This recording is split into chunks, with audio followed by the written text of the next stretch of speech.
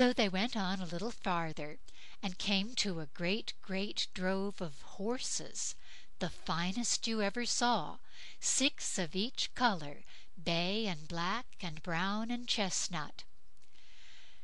"If you'll only say this drove of horses is Lord Peter's when the king asks you", said the cat, "I'll give you this silver stoup", and the stoup, too, she had taken from the palace.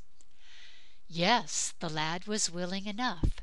So when the king came up, he was quite amazed at the grand herd of horses, for the matches of such horses he had never yet set eyes on, he said. So he asked the lad who watched them whose all those blacks and bays and browns and chestnuts were. "Whose should they be", said the lad, "but Lord Peter's?" So when they had gone a good bit farther, they came to a castle. First there was a gate of tin, next there was a gate of silver, and next a gate of gold. The castle itself was of silver, and so dazzling white that it quite hurt one's eyes to look at it in the sunbeams which fell on it just as they reached it. So they went into it, and the cat told Peter to say this was his house. As for the castle inside, it was far finer than it looked outside, for everything was of pure gold, chairs and tables and benches and all. And when the king had gone all over it and seen everything high and low, he got quite shameful and downcast. "Yes", he said at last, "Lord Peter has everything far finer than I have, there's no gainsaying that", and so he wanted to be off home again. But Peter begged him to stay to supper, and the king stayed, but he was sour and surly the whole time. So as they sat at supper, back came the Troll who owned the castle, and gave such a great knock at the door. "Who's this eating my meat and drinking my mead like swine in here?" roared out the Troll. As soon as the cat heard that, she ran down to the gate.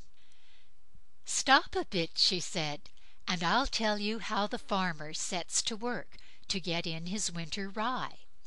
So she told him such a long story about the winter's rye. First of all, you see, he plows his field, and then he dungs it, and then he plows it again, and then he harrows it, and so she went on till the sun rose. "Oh, do look behind you, and there you'll see such a lovely lady", said the cat to the Troll. So the Troll turned round, and of course, as soon as he saw the sun, he burst. "Now all this is yours", said the cat to Lord Peter. "Now you must cut off my head. That's all I ask for what I have done for you." "Nay, nay", said Lord Peter, "I'll never do any such thing. That is flat." "If you don't", said the cat, "see if I don't claw your eyes out." Well, so Lord Peter had to do it, though it was sore against his will. He cut off the cat's head, but there and then she became the loveliest princess you ever set eyes on, and Lord Peter fell in love with her at once. "Yes, all this greatness was mine first", said the princess, "but a Troll bewitched me to be a cat in your father's and mother's cottage. Now you may do as you please, whether you take me as your queen or not, for you are now king over all this realm." Well, well, there was little doubt Lord Peter would be willing enough to have her as his queen, and so there was a wedding that lasted 8 whole days, and a feast besides, and after it was over I stayed no longer with Lord Peter and his lovely queen, and so I can't say anything more about them. End of section 49.